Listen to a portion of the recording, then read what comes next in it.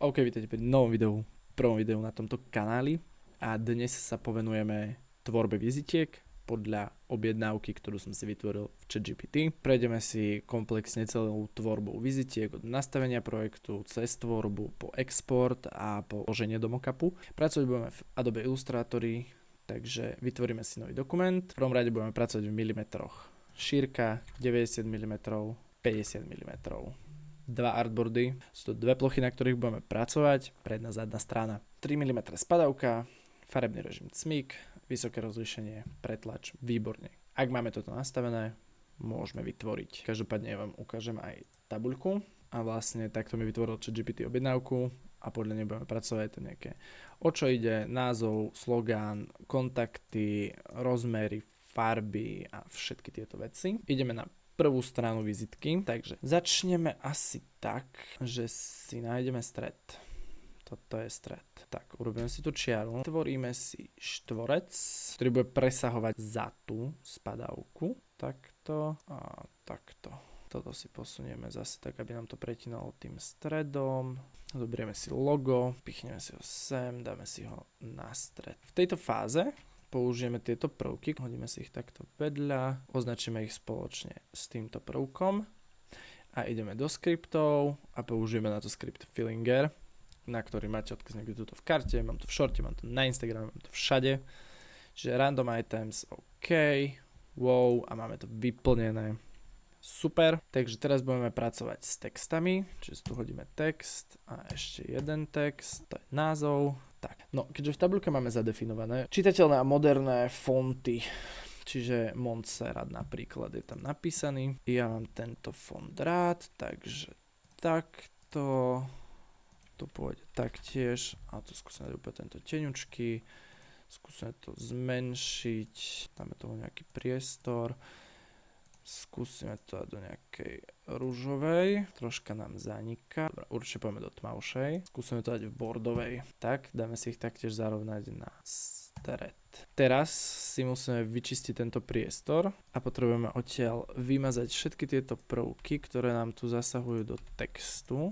Máme prvú stranu, úplne jednoducho spravenú. Teraz sa môžeme povenovať druhej strane, kde si hneď skopírujeme toto.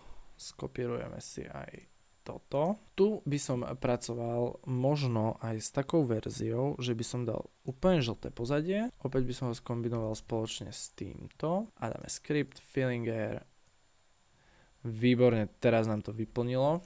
Momentálne vidíme, že by sa nám hodil, tak, dáme si to na bielo. Dobre, vrchná nánukáreň, to bude toto. Môžeme ju zväčšiť, ale nie až o toľko. Neviem, či budeme pracovať s touto červenou farbou, pretože táto červená farba sa mi tu nehodí. Tak, teraz je to ono. Telefón, mail a taktiež polohu. Všetky tri troška zmenšíme. Dal by som ich zarovnať pod seba a tak. Teraz by som ich posunul. Dáme tu nejaký taký teňučký prvok. Zaoblíme ho. Dáme mu farbu. No a teraz si len pridáme text, Ctrl A, dáme to tenkým a dáme to maličkým, možno to dáme light. Ďalšie, tam bude mail, adresa, takto, aby sme ich mali na ten stred. OK, webovú stránku, to si dáme taktiež text, vložiť. Teraz to vyzerá celkom fajn, no. Čiže teraz si môžeme celé toto tu zgrupnúť, zamkneme si to, odomknúť túto vrstvu a potrebujeme odtiaľto vymazať všetky tieto prvky, ktoré nám tu zavadzajú. Zmažeme si toto, to máme v texte a tu nám zasahuje tento, zmažeme ich, tento posunieme sem a zase si vyčistíme aj tu v oblasti loga, aby nám tam nezasahovali tie prvky ani do textu, ani nikam. No. A vizitky sú hotové. Teraz si ukážeme, ako ich správne vyexportovať. Takže keď máme návrhy hotové, ideme do File, Export, Export as. Takže vyskúšam okno, pomenujeme si to ako Final, PDF, Adobe PDF, ten je správny formát, exportovať.